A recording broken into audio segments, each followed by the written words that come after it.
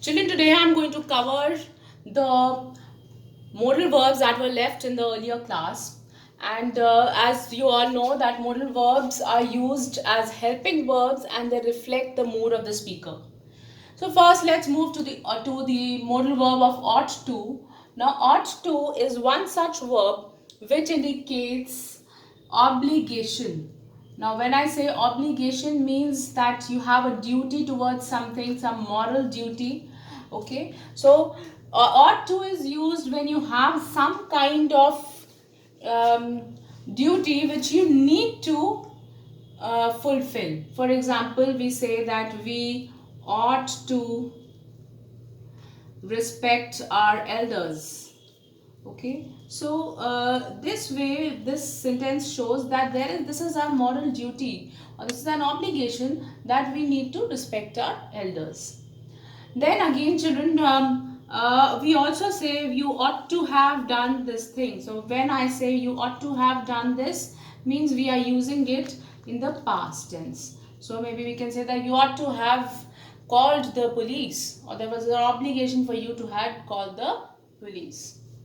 Now, need is generally used in interrogative sense, or while asking questions, that is, or need is also used with negative sentences.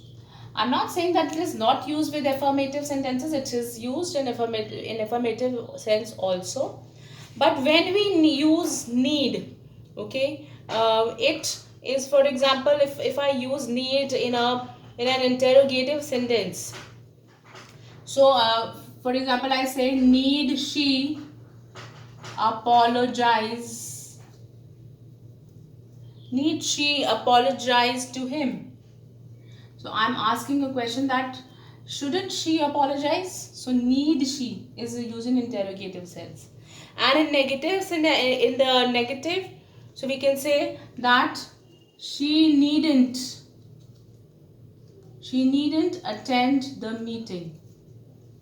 Okay, so here I have used not with need.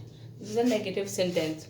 Affirmative also, it can be used, okay, wherein we say that it needs to be done with great care. So in positive sentences it is used, but mostly need is used with interrogative and negative sentences. Okay, now dare is again used with the second person, that is you. For example, we say somebody, we are going to warn somebody, or we are going to say that somebody not to do anything. So we say, you dare not speak to me like that, or dare not speak to me. Okay, so we use dare in a present tense. Then if you are going to use in the past tense, so we can say, did he. Now here also in the past, when you are using in the past, then also dare does not become dared. Okay, so did he dare to criticize? So for past we are using did here. So did he dare to criticize his boss? Okay, so here I have used it in the past tense also.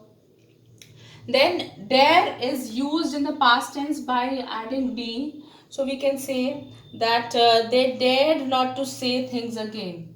They dared not to say bad things again. Okay, so this way I can use dare in the past tense also. Clear? So both ways we can use. Now you have to. Have to is again an obligation, or when it is, when we say that something should be done. Okay, when I say that you have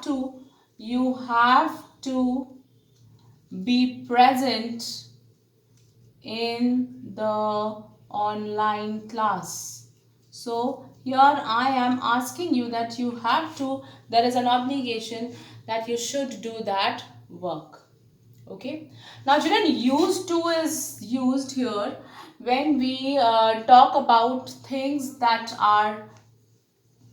we used to do in past, something that we are accustomed to do.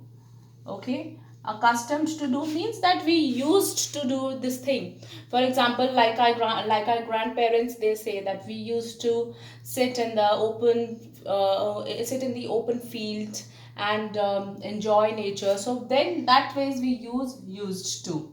Okay. Now let me give you some more examples of used to. For example, if I say that we used to enjoy, they used to go swimming every morning. So this is something which you used to do or accustomed to do. So they used to go swimming every morning. Okay, one is this example. Then when used to is used with not. So I am not used to hot climate. So I am not used to hot climate. Okay, that ways. Now children, with this we finish with our modal verbs. I will be giving you one exercise that you have to do in your fair notebooks. Clear? Thank you.